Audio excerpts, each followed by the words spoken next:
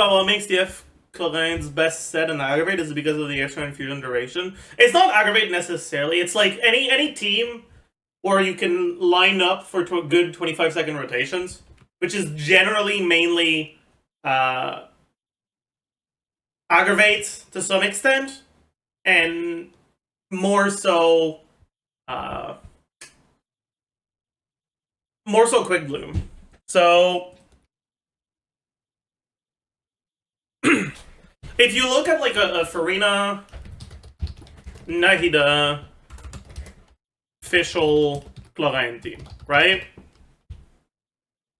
And you look at without TF, what's your rotation going to look like? Okay, well, you want to start with the ability that lasts the longest, so you're probably starting with Farina EQ, then Nahida EQ.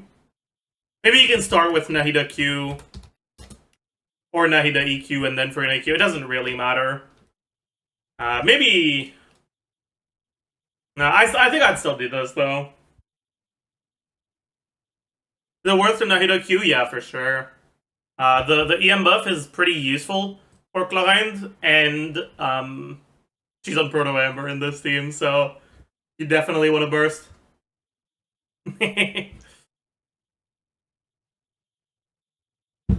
Fischl E, and then Clorinde. I cannot write, holy fuck. Clorinde QE, and then auto for a while. So you have like 2 seconds of this, 2 seconds of this, 1 second of this, and then like 10 seconds of this. Maybe 11, whatever. But your cooldowns are still 20 seconds. You just basically have to wait. Plus, at the end, you could use Fischl Burst, I guess, but then you can't really use Fischl E on the next rotation. It just doesn't line up very well. However, another thing you could do, if you do have TF, take out the Q, right? Make this 9 seconds. Fischl Q. Clorinde E auto for a while again. And you've got a nice 25-ish second rotation that just lines up really well. With the fact that your off-fielders, other than Fischl,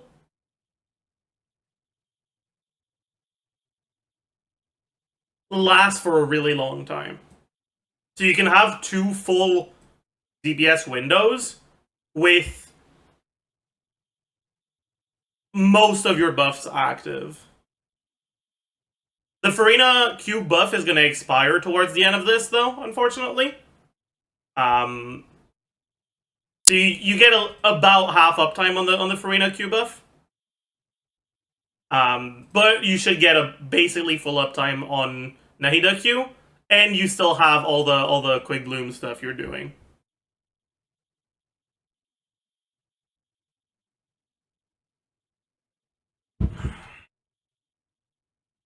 Would TF be best in teams like Nahida, Kazuha, Fischl? I'm not sure. I think Kazuha teams, there's a bit more of an argument against it, because you can swap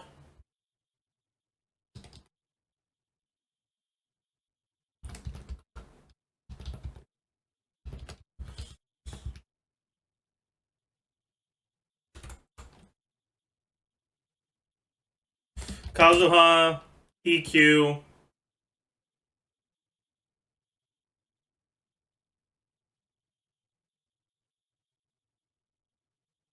Clorinde, Q,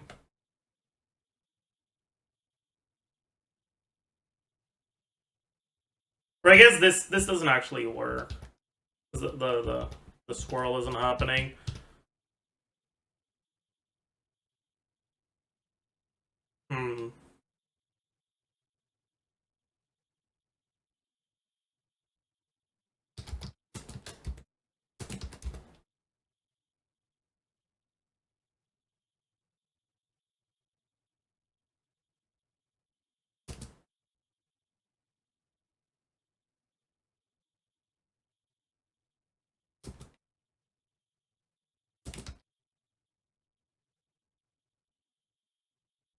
I don't know how you want to set this up.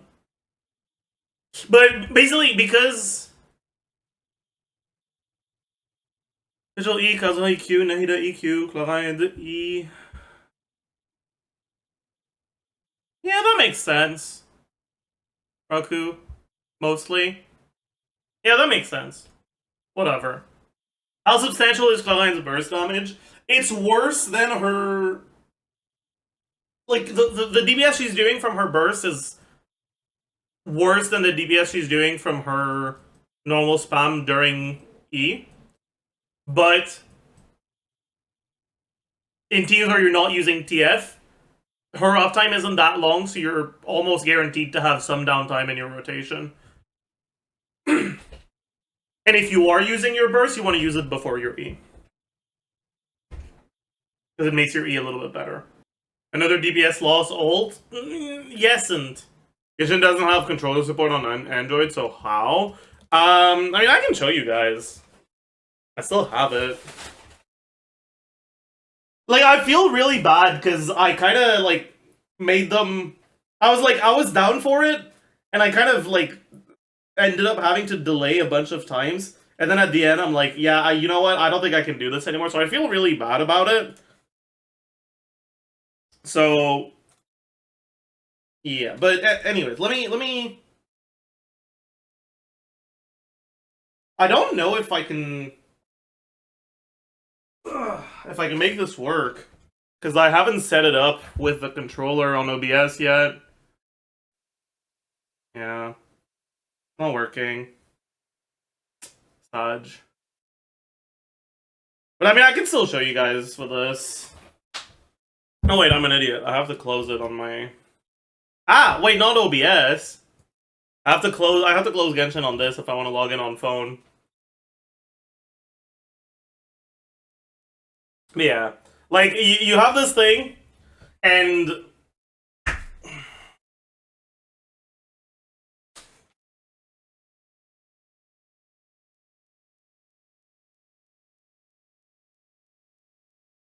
right? Wait. Why is it not? There we go. Alright, so you can use it.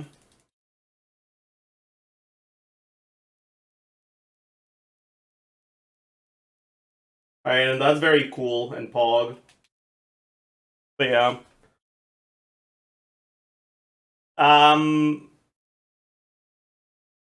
It fades in. But yeah, like you all you have to do is you set it up. Right? Fucking my camera's mirrored, so it's hard to Alright, chat, you guys are gonna see something that you very, very rarely see.